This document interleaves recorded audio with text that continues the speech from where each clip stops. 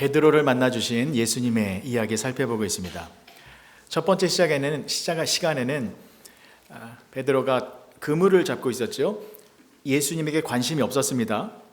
그러한 베드로에게 예수님이 먼저 찾아오셨다라는 내용 살펴보았고요. 지난주에는 예수님이 찾아오셔서 말씀으로 새롭게 변화되어진 베드로의 모습을 살펴보았습니다. 예수님께서 베드로의 배에 무작정 올라타셔서 배를 육지에서 조금 떼어라 라고 말씀하셨습니다.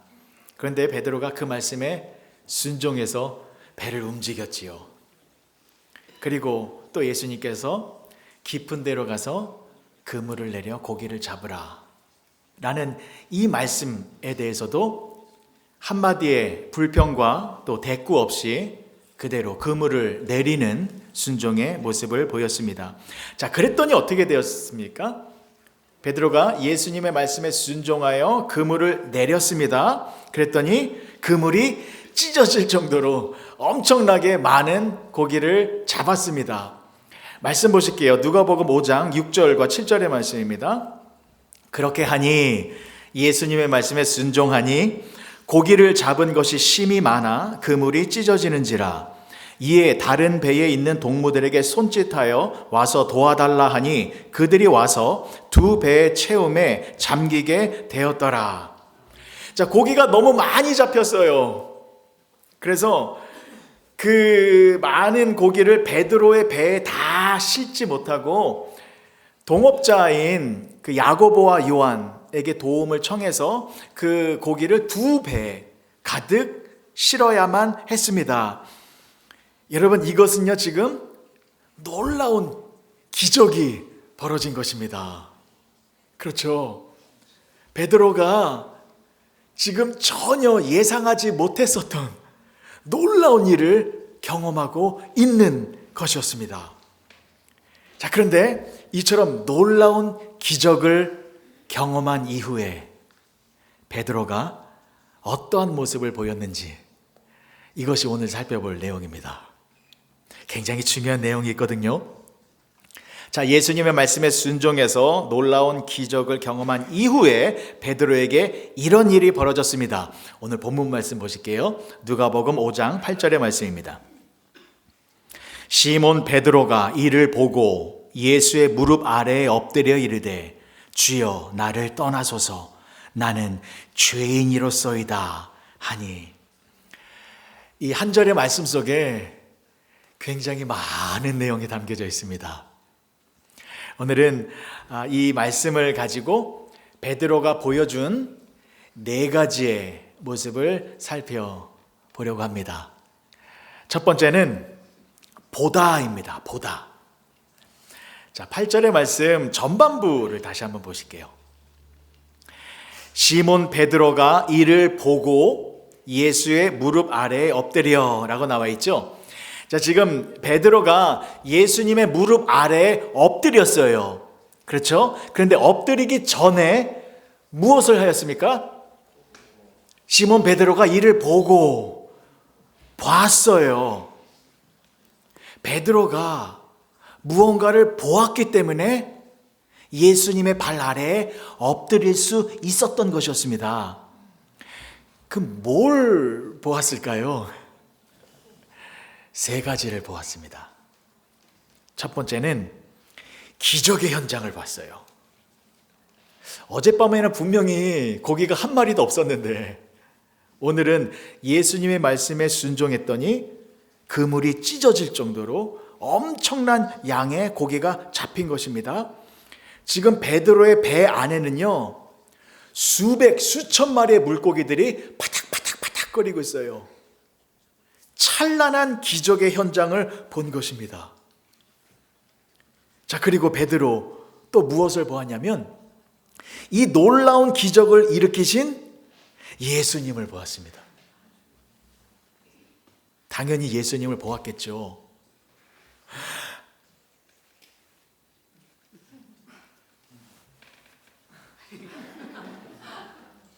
봤겠죠.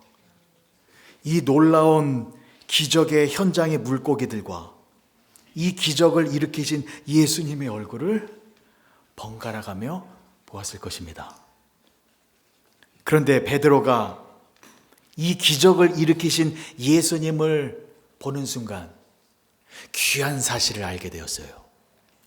그것은 예수님은 하나님이시다. 저분은 하나님이시다. 라는 것을 알게 되었습니다. 여기서 오늘 누가복음 5장 8절 오늘 본문 말씀에서 보다의 동사가 헬라어로 에이돈이라는 단어가 쓰여졌어요. 그 에이돈이라는 뜻이 뭐냐면 일반적으로 보다라는 뜻도 있고 그리고 알아차리다, 알다라는 뜻도 있어요. 마태복음에 보면 너희는 무엇을 먹을까, 무엇을 마실까, 무엇을 입을까 염려하지 말라. 너희에게 이 모든 것이 있어야 할 것을 하늘에 계신 하나님께서 다 아시느니라. 알다가 에이돈이에요. 그러니까 에이돈은 보다라는 뜻도 있지만 알다라는 뜻도 있는 것입니다. 영어도 그렇잖아요. 영어도 see라는 단어가 보다라는 뜻과 알다라는 뜻 있잖아요. I see you. 그럼 나는 당신을 본다. 그리고 I see, 알아 라는 뜻이잖아요. 그러니까 베드로가 예수님을 보았다라는 것은 눈으로만 예수님을 본 것만을 말하는 것이 아니라 예수님이 누구이신지를 알게 되었다라는 것입니다. 그런데 무엇을 알게 되었습니까? 예수님은 전능하신 하나님이시다 라는 것을 알게 되었다라는 것이죠. 그리고 세 번째, 베드로는 무엇을 보게 되었을까요? 기적의 현장을 보았습니다. 이 기적을 일으키신 예수님을 보았는데 예수님이 하나님이시구나 라는 것을 알게 되었습니다. 그 순간 베드로는 나 자신의 모습을 보았고 내가 누구인지를 알게 되어졌다라는 것입니다. 하나님 앞에 서면 나의 어떤 모습이 보입니까? 죄악된 모습이 보이죠. 하나님을 알게 되고 그 하나님의 앞에 서게 되면 내가 죄인이구나 라는 것을 알게 되는 것입니다. 그래서 베드로는 예수님의 발 아래에 엎드린 것입니다. 그리고 주여 나를 떠나소서 나는 죄인이로소이다 라는 고백을 하게 된 것입니다. 여러분 예수님 바라보고 계시지요? 세상을 바라보는 것이 아니라 예수님만을 바라보며 생활하고 계시지요?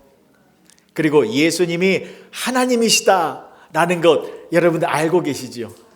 그리고 믿고 계시지요? 그렇다면 저와 여러분들도 내가 죄인입니다 라는 것을 반드시 알아야 합니다. 그래서 저와 여러분들도 예수님의 무릎 아래 엎드려서 베드로처럼 주님 내가 죄인입니다. 이 고백이 반드시 우리의 고백이 되어져야 함을 잊지 마시기 바랍니다. 두 번째 엎드림입니다. 8절의 말씀 다시 보실게요. 시몬 베드로가 이를 보고 예수의 무릎 아래에 엎드려 이르되 주여 나를 떠나소서 나는 죄인이로소이다 하니. 자, 베드로가 엎드렸죠. 근데 어떻게 엎드렸습니까? 예수님의 무릎 위요 아래요. 무릎 아래에 엎드렸어요. 무릎 아래로 엎드렸어요. 이거는 어떻게 엎드린 거예요? 바짝 엎드린 거예요. 예수님의 무릎 앞에서 바짝 엎드렸는데 이것은 무엇을 의미하는 것이냐면 나는 예수님의 종입니다. 나는 이제부터 예수님의 명령에만 순종하며 살겠습니다. 나는 예수님의 뜻만을 따르며 살겠습니다. 라는 모습을 보여준 것이거든요. 이게 얼마나 아름다운 모습인지 아십니까?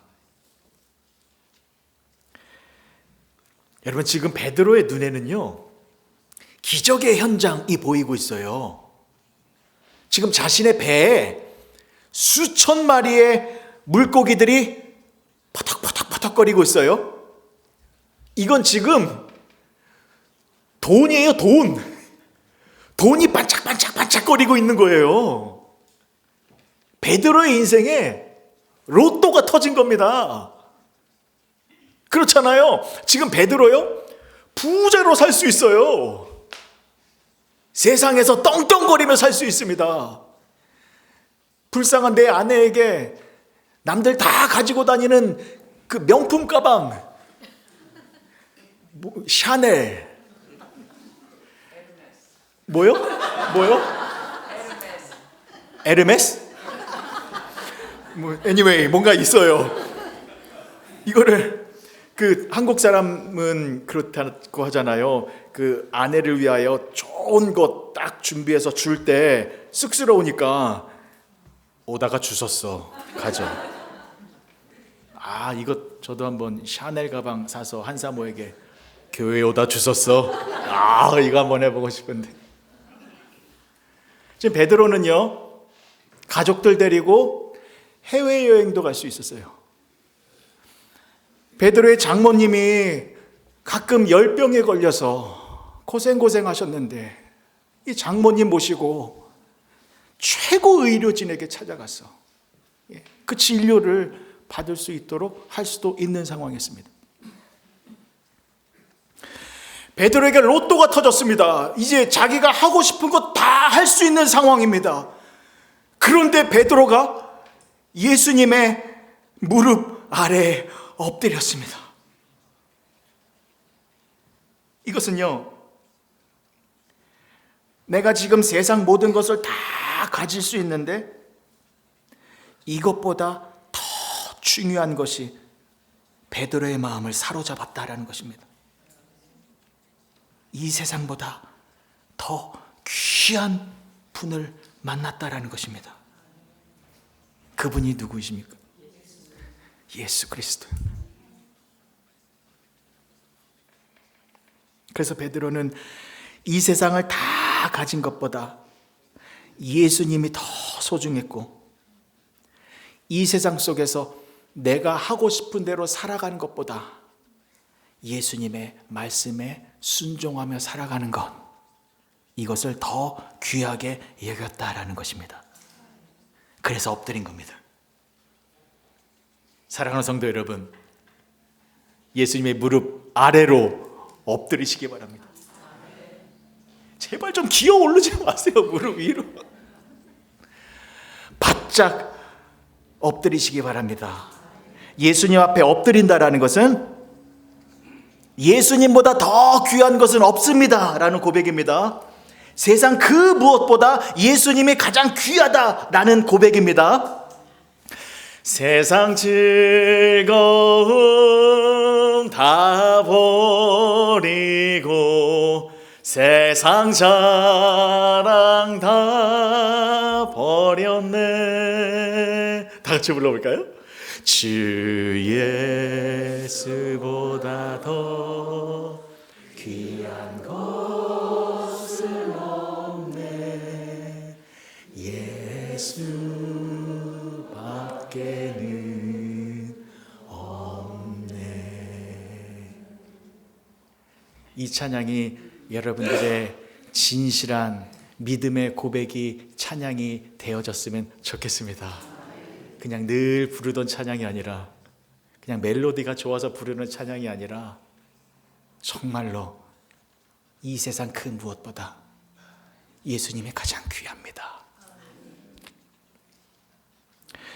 현대교회의 문제점 가운데 하나가 뭐냐면요, 교회의 문턱이 너무 낮아졌다는 것입니다. 아무나 교회에 들어올 수 있어요. 아무나 교회에 등록할 수 있어요. 아무나 교회의 회원이 될 수 있는, 이게 사실 그렇게 좋은 건 아니에요. 초대교회 시대에는요, 교회 공동체 안으로 들어오기 위해서는 철저한 검증의 시간을 거쳐야만 했습니다. 아무나 교회 교인이 될 수 없었어요. 이 사람이 정말로 올바른 신앙 고백을 하고 있는지, 그리고 신앙 고백을 했다면 그 고백대로 정말로 살아가고 있는지 무려 3년의 시간 동안에 검증했어요. 그렇게 말씀대로 살아가면서 정말로 이 사람이 예수님의 무릎 아래 엎드린 사람인지, 그런 사람들만 교회에 등록해서 크랜셔 장로교회 교인이 될 수 있었습니다. 로마 제국 시대에는 끔찍한 박해와 공격이 있었습니다. 그 시대에 나 예수님 믿겠습니다, 나 예수님 믿는 사람입니다 고백하는 것은 순교를 각오한 사람들만 예수님을 믿을 수 있었습니다. 종교개혁 시절에는 어땠습니까? 카톨릭 교회의 그 부패와 잘못된 것에 저항하여 개신교 진영에 가담하는 것은 세상의 모든 기득권을 포기하겠습니다 라는 결단이 있는 사람만 교회에 들어올 수 있었습니다. 한국교회도 그랬잖아요. 우리 한국교회 초창기에도 유교를 버리고 불교를 버리고 예수님을 믿겠다고 결단한 사람들, 가정에서 얼마나 핍박을 받았습니까? 그 동네에서 얼마나 고난을 당했습니까? 사회적으로 굉장한 핍박을 당했습니다. 그러나 우리의 믿음의 선조들은 그러한 고난들을 다 감수했습니다. 왜냐하면 예수님이 이 세상보다 더 귀했기 때문입니다. 예수님은 하나님이시기 때문에 그 예수님 앞에 엎드리며 살아가는 것 당연하게 여겼습니다. 세상 부귀 영화를 누리는 것이 아니라 예수님과 함께 고난의 길 걸어가는 것 영광스럽게 생각했습니다. 세상에서 나의 뜻을 이루며 살아가는 것이 아니라 하나님의 뜻을 이루며 살아가는 것을 가장 기뻐한 일로, 감사한 일로 여기며 살았습니다. 그것이 올바른 기독교인의 모습이고 하나님의 자녀된 모습입니다. 그 신앙의 모습 저와 여러분들이 이어받아서 정말 저와 여러분들도 예수님의 무릎 아래에 완전히 엎드려서 오직 예수님만을 가장 소중하게 여기시는 가운데에 하나님의 뜻을 이루며 사시는 복된 성도님들이 되어주시길 주님의 이름으로 간절히 축복합니다. 자, 세 번째입니다. 세 번째는 나를 떠나소서입니다. 8절의 말씀 다시 보실게요. 시몬 베드로가 이를 보고 예수의 무릎 아래에 엎드려 이르되 주여 나를 떠나소서 나는 죄인이로소이다 하니. 자, 베드로가요 그물이 찢어질 정도로 수많은 물고기들을 잡은 순간 기쁨의 탄성을 터뜨렸습니다만 동시에 두려움을 느꼈습니다. 왜냐하면 이상한 일이 벌어진 것이거든요. 그리고 이 이상한 일을 일으키신 예수님을 보니 예수님은 하나님이셨어요. 이 예수님은 나사렛에서 온 청년 랍비가 아니라 하늘에서 내려오신 하나님이신 거예요. 여러분, 인간이 하나님 앞에 서면 두려움을 느끼게 됩니다. 왜요? 죄인이기 때문에. 완벽하게 성결하시고 완벽하게 거룩하신 하나님 앞에 서면 나의 죄 때문에 두려움을 느끼게 됩니다. 그래서 이사야 선지자도 하나님을 만났을 때 어떻게 했습니까? 기뻐서 춤을 춘 것이 아니라 두려움을 느꼈잖아요. 자, 이사야서 6장 5절의 말씀입니다. 그때에 내가 말하되 화로다 나여 망하게 되었도다. 나는 입술이 부정한 사람이요 나는 입술이 부정한 백성 중에 거주하면서 만군의 여호와이신 왕을 배었음이로다 하였더라. 만군의 여호와 그 하나님을 만나니 기라성 같았던 이 이사야 선지자도 무서워서 부들부들 떤 거예요. 왜냐하면 성결하신 하나님 앞에 자신이 서게 되니 자신의 죄가 낱낱이 드러났기 때문입니다. 그래서 너무 무서워서 두려움을 느끼게 된 것처럼 베드로도 하나님이신 예수님 앞에 서니 무서워서, 그래서 뭐라고 말했습니까? 주여 나를 떠나소서.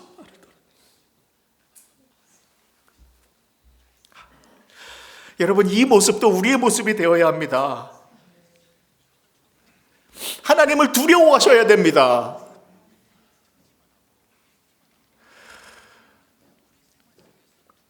그런데 신앙생활을 하시고 계시는 분들 중에 하나님을 두려워하지 않는 분들이 계신 것 같습니다. 감히 여호와를 경외하는 것이 지식의 근본이다, 성경에 나와 있잖아요. 경외한다라는 뜻은 두려워한다라는 뜻입니다. 하나님을 두려워하지 않으면 그 사람이 교회에서 문제를 일으킵니다. 하나님을 두려워하지 않으면 그 사람은 내 목소리, 내 주장, 내 의견을 내세워서 꼭 문제를 일으킵니다.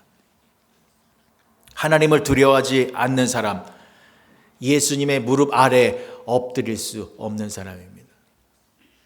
하나님을 두려워하지 않으면 내가 죄인입니다 라는 고백을 하지 못하게 됩니다. 그래서 하나님을 두려워하지 않는 사람은 하나님을 만나지 못한 사람입니다.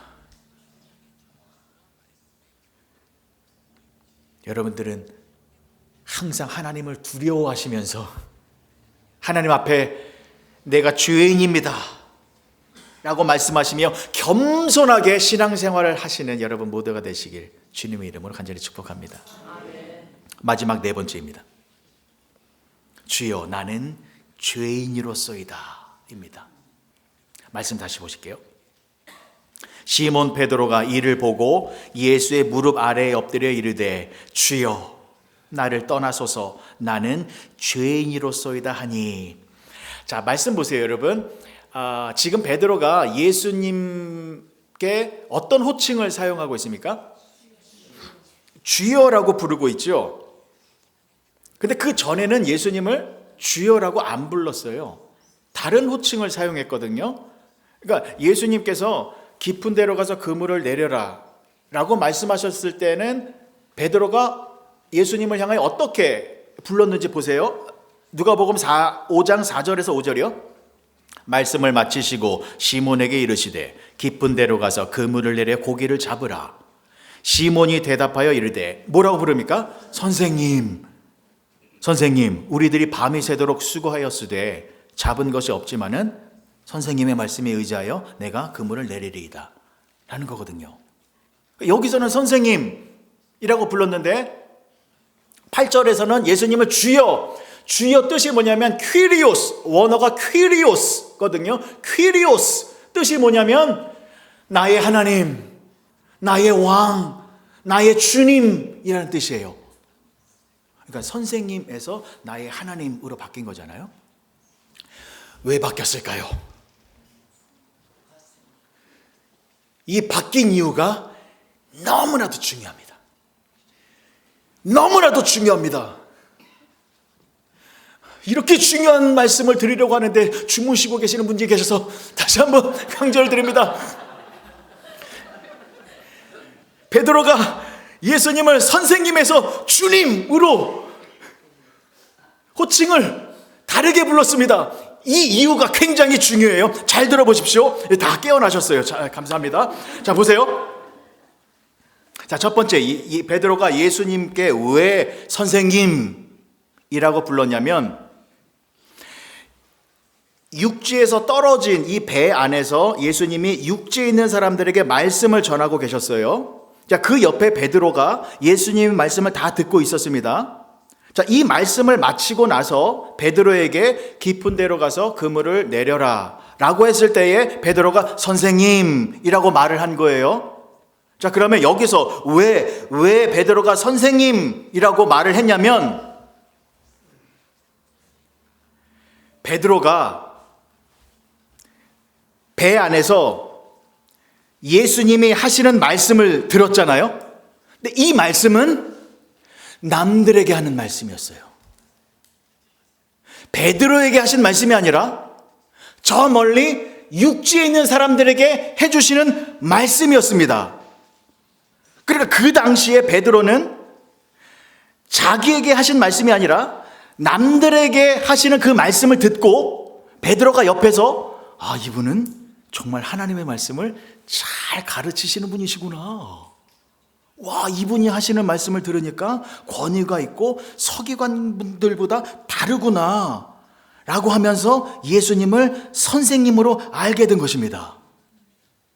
그리고 나서 육지에 있는 사람들에게 말씀을 마치고 베드로에게 깊은 데로 가서 그물을 내려라 라고 하니까 베드로가 어떻게 한 거예요?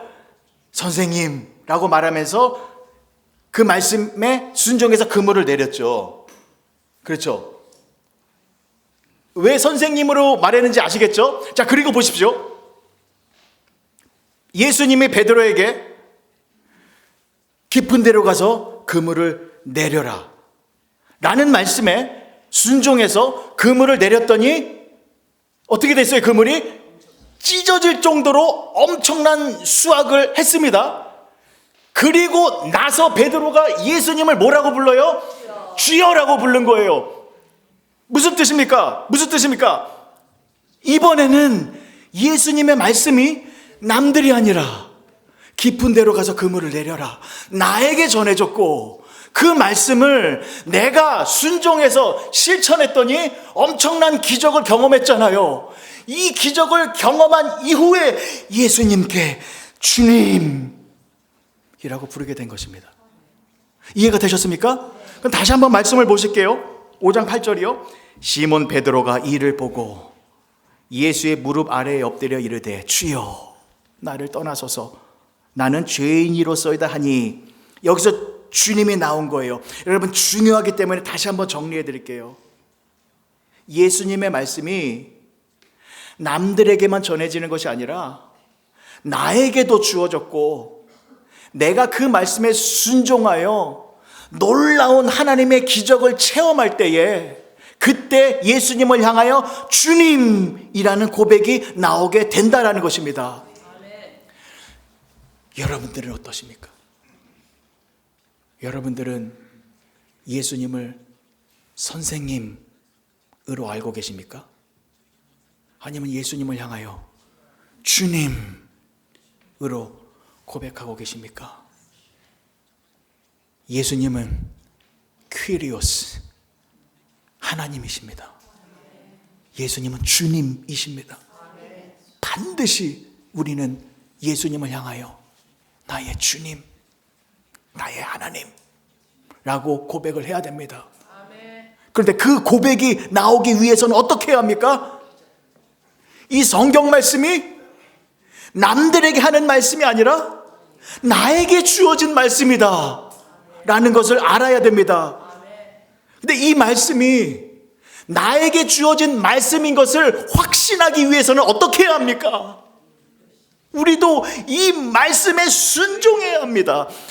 베드로가 나에게 주어진 말씀에 순종해서 그물을 내렸듯이 우리도 여기서 나와 있는 모든 말씀에 순종하여 그물을 내리셔야 합니다. 그럴 때에 우리도 내가 말씀에 순종했더니 하나님께서 베풀어 주신 놀라운 기적과 은혜와 그 축복을 내가 경험할 수 있게 된다는 것입니다. 그때 비로소 예수님은 나의 하나님이십니다 라는 고백이 나오게 된다는 것입니다. 하나님의 말씀을 꼭 실천하며 사시기 바랍니다. 부탁드리겠습니다. 자, 그리고 중요한 것이 무엇입니까? 베드로가 예수님을 그렇게 주님으로 불렀지요. 그 다음에 무슨 말을 했습니까? 다시 한번 보실게요. 8절의 말씀. 시몬 베드로가 이를 보고 예수의 무릎 아래에 엎드려 이르되 주여 나를 떠나소서 나는 죄인이로소이다. 주여 나를 떠나소서 나는 죄인이로소이다. 이 고백이 마지막으로 나온 것입니다. 그래서 오늘 본문 말씀 누가복음 5장 8절에서 강조하고 있는 것은 죄인입니다.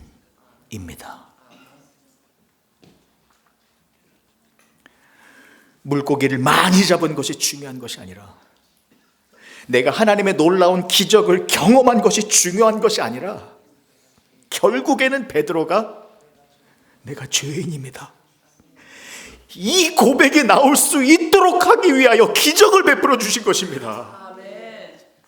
여러분, 이 모습이 반드시 우리의 모습이 되어야 합니다. 아멘. 하나님이 우리들에게 말씀을 주시는 이유, 또 말씀을 통해서 기적을 베풀어 주시는 이유는 우리가 죄인임을 깨닫게 해 주시기 위함인 것입니다. 그런데 내가 하나님의 기적을 경험했다고, 내가 하나님의 은사를 충만하게 받았다고, 내가 하나님의 어떤 능력을 경험했다고 그렇게 오만방자하게 다니는 사람 멀리 하십시오. 쳐다도 보지 마십시오. 예수님의 기적을 체험하고, 예수님의 능력을 경험하고, 예수님의 은혜를 많이 체험한 사람은 겸손해집니다. 더 낮아지고, 더 고개를 숙이고, 더 엎드리는 모습을 보입니다. 왜요? 내가 죄인인 것을 알았기 때문입니다. 베드로가 말씀에 순종하여 놀라운 기적을 경험했는데, 그 기적의 결과로 자신이 죄인됨을 고백했습니다. 이것은 드디어 베드로가 하나님이 원하시는 자리로 돌아왔다라는 것입니다.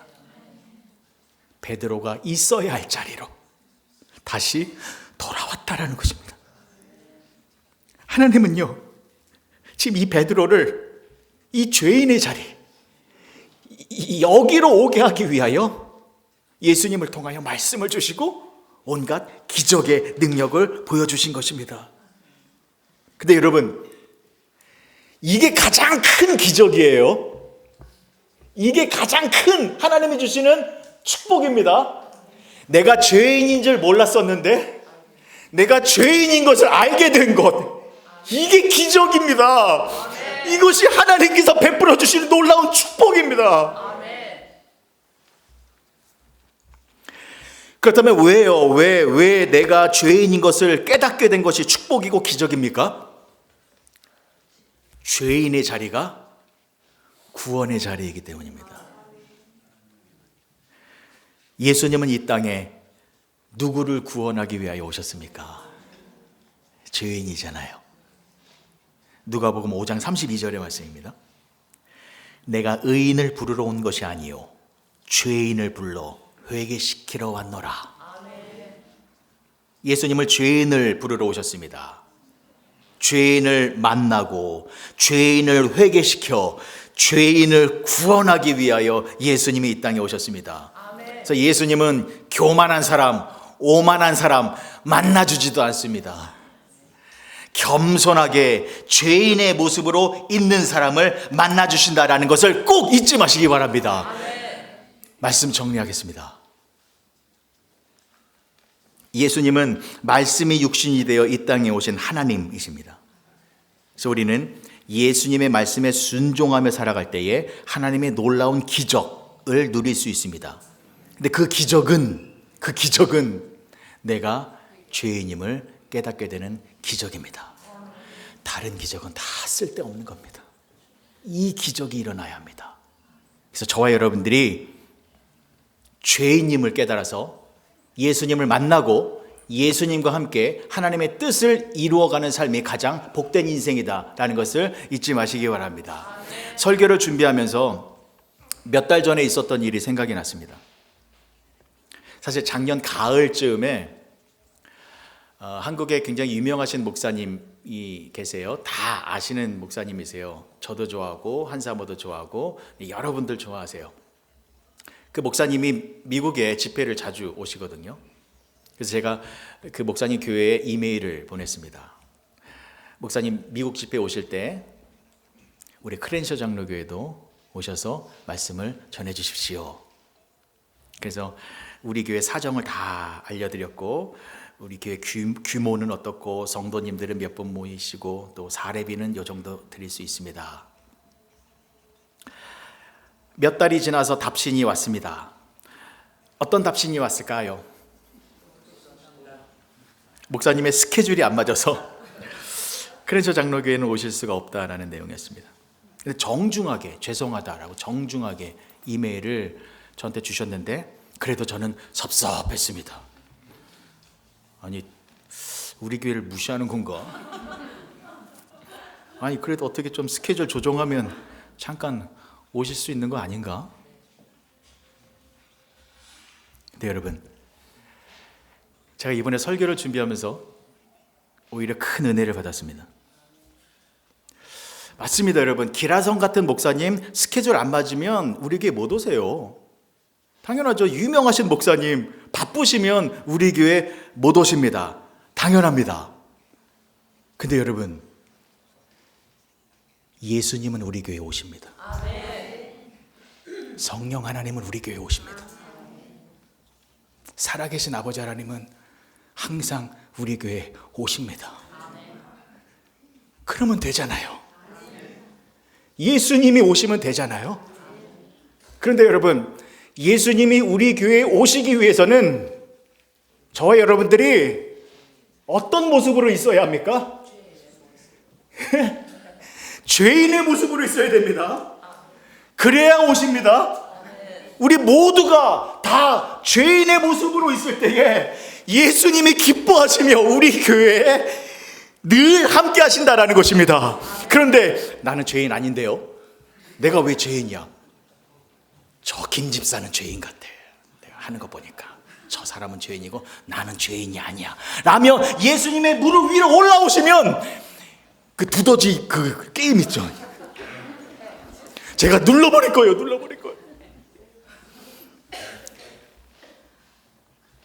우리 크렌셔 장로교회가 예수님이 함께 하시는 교회가 되어지기를 간절히 소망합니다. 그러기 위해서는 담임 목사만 할 수 있는 것이 아닙니다. 우리 모두가 함께 해나가야 합니다. 그것은 저를 포함해서 우리 모두가 예수님의 무릎 아래에 바짝 엎드려서 우리는 죄인입니다.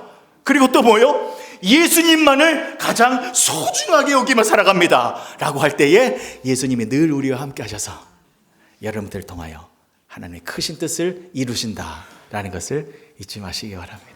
기도하시겠습니다. 좋으신 아버지 하나님, 은혜를 감사합니다. 우리도 베드로처럼 예수님의 무릎 아래에 바짝 엎드려서 죄인임을 고백하는 가운데에 예수님과 함께 하나님의 크신 뜻을 이루어가는 우리 모두가 되게 하여 주시옵소서. 예수님의 이름으로 기도합니다. 아멘.